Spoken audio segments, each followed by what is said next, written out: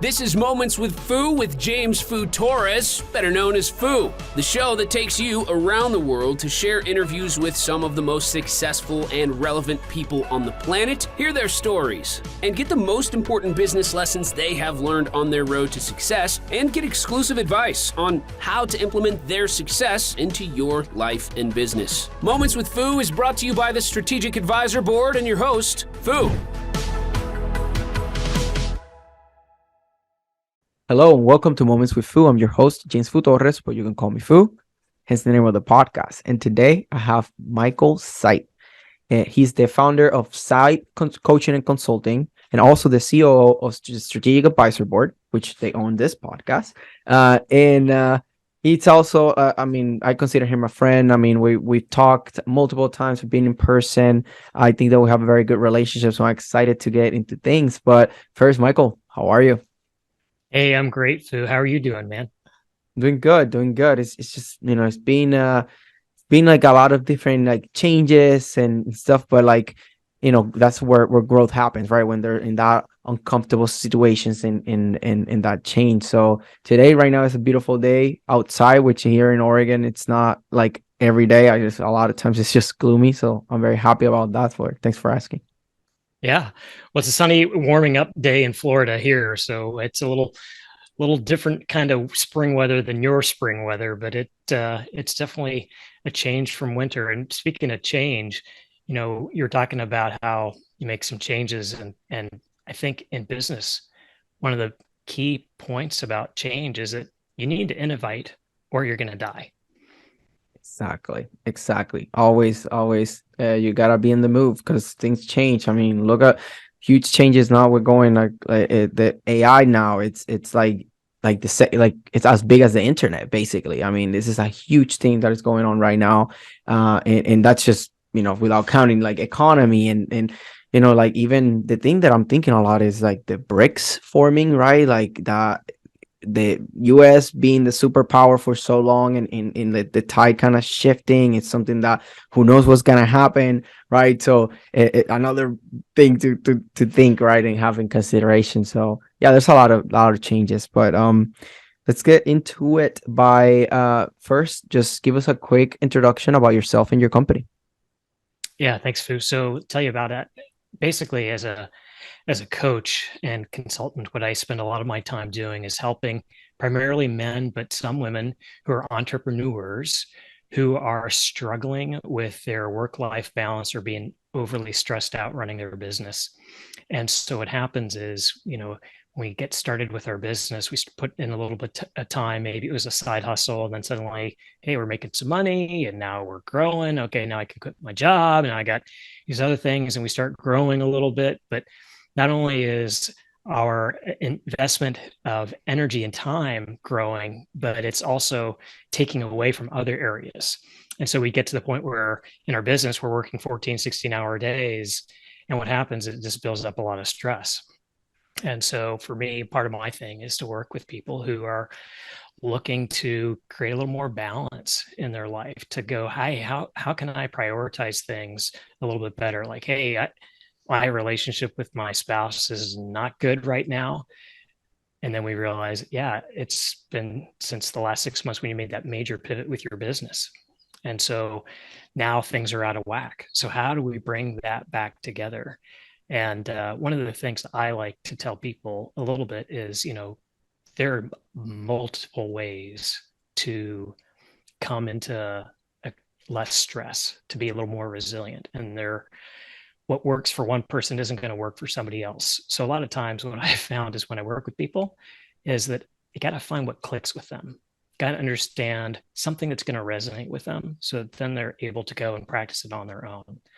And I would say probably from a growing perspective, yeah, you can grow by bodies and seats, grow by equipment you have in your business, grow by dollars. But it's also that personal and professional growth along the way that actually ends up being the most valuable. I agree. Something that I see a lot is the loss, getting lost between like the reason that I started this is so I can support my family and spend more time. versus like, well, but I gotta keep grinding and I gotta keep moving the business. And I can respect the doing sacrifices, because I know I have been doing it in order to have a better future later, and not just focusing like, well, if I can spend all the birthdays with my family and all these different things, but at least it's something that you should never just stop caring about, and you should always remember your why, and have like that North Star very clear, and not having to fall into like it's just all work, right? So that's why I'm excited to hear more about your your advice and takeaways, right? So talking about that, what are some advice or actionable tips that you have for entrepreneurs that are struggling with work-life balance? Yeah. So for a lot of people, once you get into a habit pattern, you do the same thing over and over again. And so if you're finding that you don't have the time to do anything, one of the best things you can do is a simple breathing exercise. And that breathing exercise, I call it the 7 by 7 by 7. 7 minutes is all it takes. And what you do is you focus on breathing. And people say breathe all the time. It's breathe in for 7 seconds, pause, and then breathe out for 7 seconds. And do it by focusing your attention on your chest, on your heart area. And try to keep your attention on that and imagine that your breath is going in through your heart and out. And what happens when one does that for 7 minutes, the heart takes over. There's 40,000 neurons in the heart that can then send electromagnetic signals up to the brain and kind of override that monkey brain that's going on.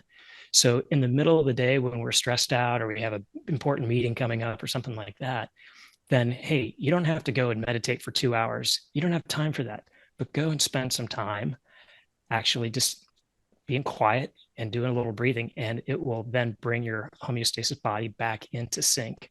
And it's a huge help. Quick tip. Thank you. Thank you for that. That's 7 by 7 by 7. 7 minutes in, pause, 7 minutes out, and then or 7 seconds, 7 seconds out, and then 7 minutes total. Sorry, like that, don't breathe in for 7 minutes. Right. No, like that make no sense. I was like, wait a minute. No, I got that. But yeah, like I like that. 7 seconds in, 7 seconds out, 7 minutes total. That's something that I never heard before. I mean, I've talked, like you said, so everybody talks about breathing, and there's all different ways. There's even an app now in the watch that like the breathe app, like it comes in automatically now, and you gotta turn it off if you don't want it. So it's very important for me. I've been very intentional about breathing. I mean, I've been just so much information that I gathered like from people like you and other people that is such an important thing. Like just to not just breathing is not about like survival breathing, right? It's about like the more oxygen you can get to your body, the better like everything works in your body, because the oxygen is not something that goes to your lungs alone. It goes to your whole system, and it's not only just you're feeding oxygen, but also is the being calm and taking that pause, right? Like, do you have anything to add to that? Yeah. So your point about the oxygen, you want more oxygen, obviously, in your body. And so if you're shortening your breath, you're not helping yourself out. But on the other side of that, the brain side of it, we're thinking about all these things we've got going on. Our mind is all over the place when we're thinking about our business. And so we have a beta brainwave state. That's where we have a lot of these thoughts going on, and they're conflicting, and they're sending discordant information back and forth because they're firing and wiring all the time. And it's creating this sort of chaotic state there in the brain. And so when we let the heart focus our attention there, what's happening is we're actually lowering the frequency and the discordant beta brainwaves down into alpha, where things start stabilizing. And when they slow down into alpha through that breathing you're talking about, then what happens is that the heart then is able to override the brain's discordant system and bring it into harmonics. And so if you think a harmonic wave, those harmonic waves start overlapping. And so you're actually, what you're doing is you're turning off that adrenaline, cortisol that you're pumping in before. And now what you're doing is you're actually allowing the body's other chemicals that are the ones that are helpful for you in terms of resting and recuperating. And so the advantage of that breathing technique is literally a chemical change in your body.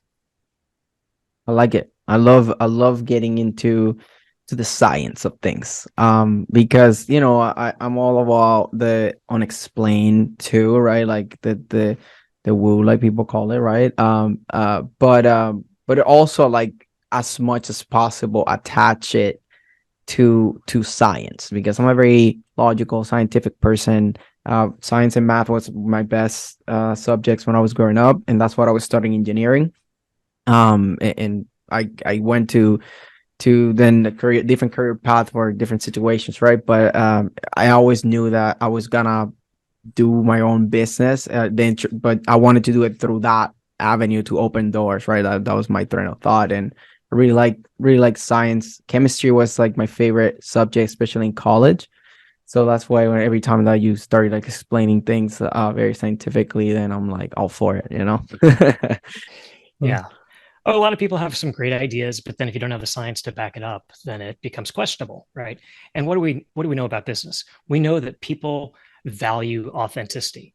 So people who are buying products or services, they want something that's authentic and genuine. And when they don't know a lot about it, there's a little bit of a trust factor there. But if you can back it up with hard evidence, that a certain marketing campaign is going to work, or you can back it up that hey, I've got 3,000 reviews on this product and it's a 5-star rating. Okay, there's a lot of data behind there to show that. And so your point about, hey, if you're a logical, analytical person, you need the data and you need the science behind it, understand the why for you to accept it. That's normal and natural, and it's a thing that we use to identify authentic offers.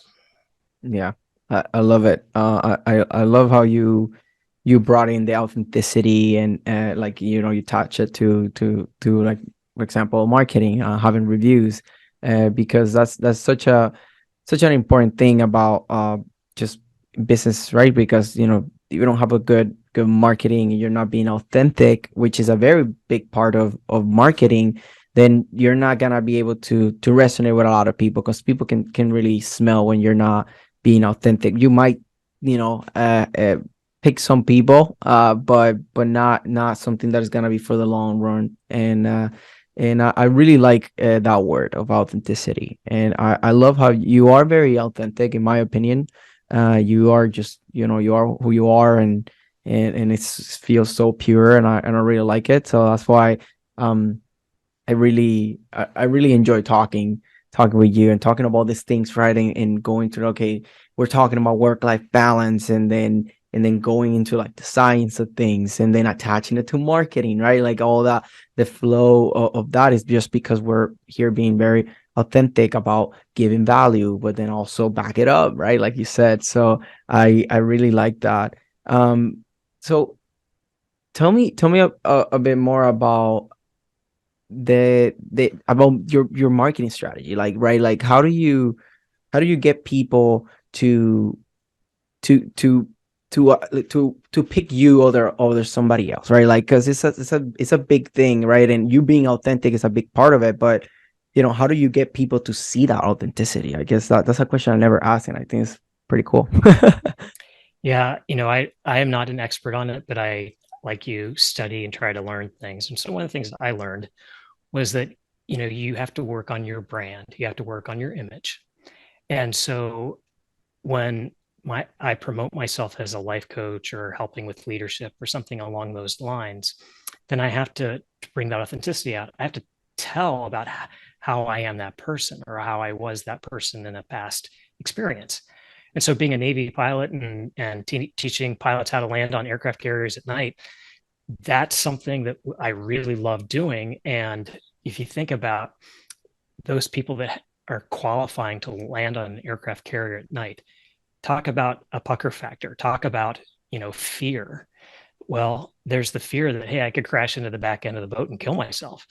And so as an instructor, like my job was to coach these pilots to come in and land. And so I'd be sitting side by side with them, and I'd whisper in their ear, and I'd, tell them how to move the aircraft a little bit so they'd be better lined up. And there was a skill to that. And so after a while, I learned that, hey, the attributes that I brought to that experience are something that I need to bring to my brand and my image, my image. So when I'm working on my marketing, I am talking to that fear factor that people have, fear that they're going to have a divorce, or fear that they don't get along with their kids, or fear that their business is going to crash. And so for me, it's all about like, hey, I will be side by side with you as your trusted pilot along the way. And we are going to guide into a perfect landing, but you need to work with me along the way. And that's part of the marketing piece. I love it. And that's something that I'm very big on, which is the story, right? Storytelling as humans, we are natural storytellers, and it's so important. So you bringing that story into this conversation to connect it to your, that's part of your marketing strategy. That's part of your uniqueness. That is what, like, your background.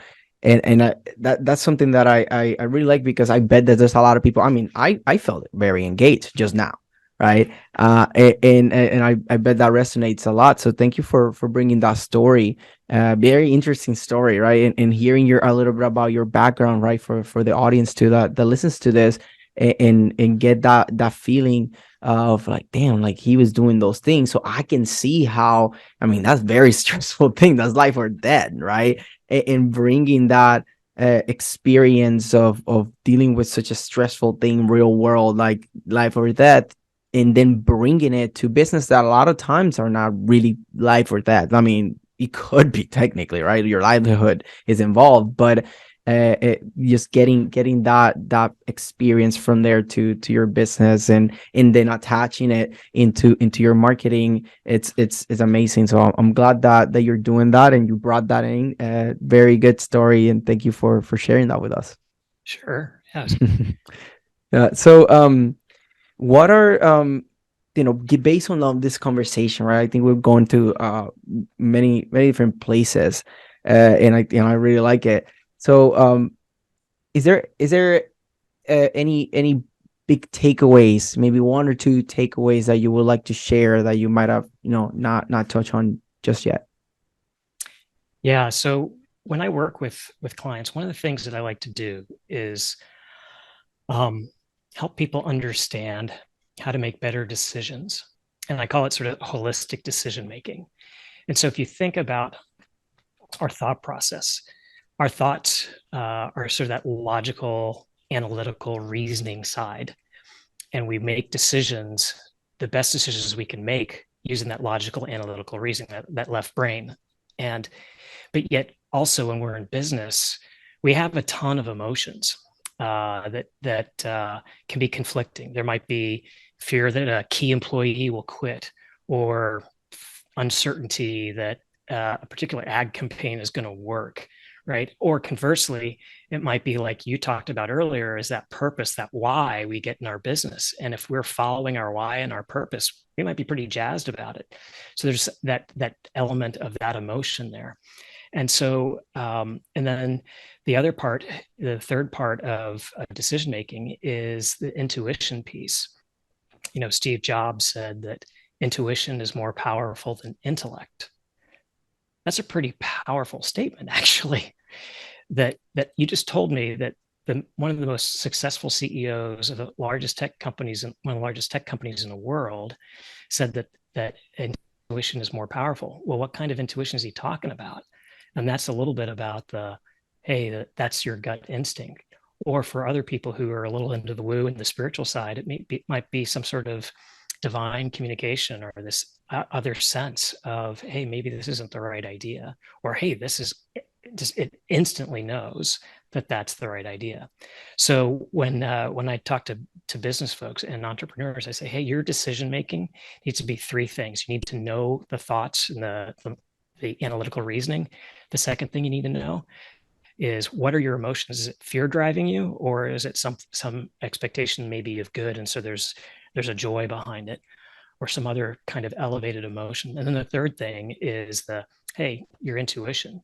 Don't discredit your intuition. And there are ways to grow that. And I think for me, one of the biggest things is like, hey, helping men go, dude, you've got intuition. Don't think it's just for women who are like in touch with their boys who are in danger somewhere.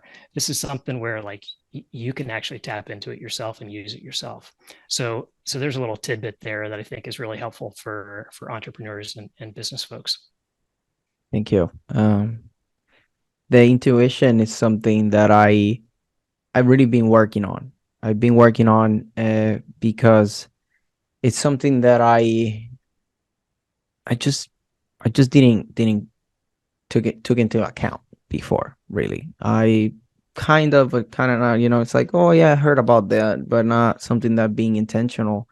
And I've been having a lot of conversations with Marie Sheen. She was actually a guest in a couple recordings ago, and we're in talks to help her with a marketing strategy. And during this process that we've been going through, having this conversation, she talks a lot about trust your intuition. And in her, she did a tech talk, and she did it about that, and she connected how like the teachings from like Bruce Lee that she has learned through her sensei, I believe it is, because she does like, I think it's karate, and they were telling her in the tech talk, which is amazing. I highly recommend it.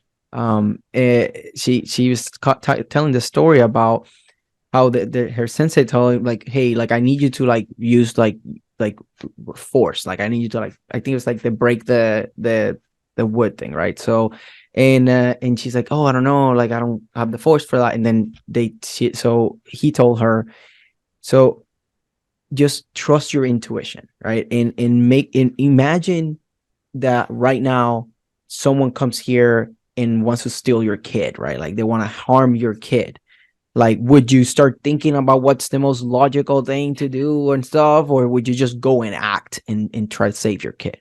He's like, oh, like you're right. And then she started channeling that, and she became really successful. I like the karate, and obviously, I'm probably not telling the story very well. I probably should watch it again, but it was amazing, and that's something that I've been working on a lot. So when you say that, it really kind of reinforced that point. And it's not easy. I mean, it's hard. There's certain things that are easier than others. Like, oh, you feel it, and it's like, hey, like there's something wrong here. But a lot, it's not something that it's just super apparent, right? And for me, it's something that I looking for ways to how to work on that, right? How to work on my intuition, because I think that, like you said, like just the intuition over the intellect. I believe you said about like Steve Jobs, right? And that's like such a powerful thing to think. It's like, oh, intellect, like knowing actually a lot of things and being logical versus like the intuition and taking action. And that reminds me about majority of business owners that are very successful are not the smartest people, like in a sense of like there's a lot smarter people that end up working for those people that trust their intuition, take action, make things happen, even though they're not like the most intellectual, right? Like they don't know more than than their employees a lot of times, right? And I thought about that a lot, and something that I'm being very intentional to trust my intuition, so then I can take action and I can make things happen, rather than just focusing on the intellectual side of things, and just, oh, if I don't know, there's no like, you trust your intuition and go for it. So thank you for bringing that up. I think hopefully this between you and me and doing this description, the audience can get a good feeling about, get inspired to start applying these things. Yeah. So, yeah, for sure. And your point about intuition, it is a long process, but you can build it up. And so if you start small, again, it is the ability to distinguish subtlety, and you'll notice subtle differences. And that when you can notice that, that's when you're actually growing your intuition. And I continue to work and grow on my intuition. Like when I am sitting with clients, for example, I really try to be at peace so that I am totally listening to what's going on, not just the words, not just the emotions, but actually what else is going on, the why behind something being shared. And then that's when those hits come. And it's a really mind-boggling thing how those things come through. And I ask these questions that I do, and I think it's purely because of that intuition piece. So there's a lot of value with that. Yeah. My audio right now, it's having problems again, so I don't know why. But I tried connecting and disconnecting again, so we're gonna keep moving with this. Okay. So I think that was all the things that you shared are they're very big and very important, like to think about. And I love the intuition. I love that we went here. And hope that even with the audio difficulties and everything, we can pass on a very good message with this. So thank you for taking the time to come here. And if I know there's gonna be people like, look, I love the mix between the life coaching, but then being very analytical, being scientific almost, right? And then also attach it to the intuition. I mean, I think that's a very good mix. Plus, with your background in the military and very specifically, Navy pilot, and that story that you share, I think is very, very impactful. So there's gonna be some people I want to talk to you. So how can people find you? Yeah, thanks, Fu. Yeah, it was a great topic and discussion with you, and you had some great points there to add on. I think the easiest way to get a hold of me is go to my website. It's sipecoaching.com. And then the other way is probably through LinkedIn. That's where I hang out the most, is on LinkedIn. And so my company page and then my own personal profile is there. And then also on the business consulting side, you'll find me there at the strategicadvisorboard.com. That's where we are as well. And then obviously here on this podcast, you can find us there too. And my own show. Right. That you have your own show to under this platform, right? Like this podcast with many hosts, pretty cool thing that we have going on. So yeah, like if you want to listen to him more and bring all this cool people that he brings into his show, go ahead and check it out too. It's in strategicadvisorboard.com/podcast. So pretty easy to find there too. So again, thank you for taking the time to come here and add value to me and to the audience. And it's always a pleasure talking with you. And I know that we're gonna have a lot more conversations, and I look forward to getting to even deeper stuff, right? Like I always that I talk to you, we get deep, especially when we're in person, right? We're like getting pretty deep. So I love that. I love exploring the mind, the why, and the things, and the balance, and just the world, right? Like just the more than work, just like the magic of what it is to being alive, and finding the way to make this life worth living, and more than that, just thrive, right? So yeah. Thank you for that. So this was Michael Sipe and Strategy Fu, and this is us signing off. Thanks for listening to Moments with Fu with your host, Fu.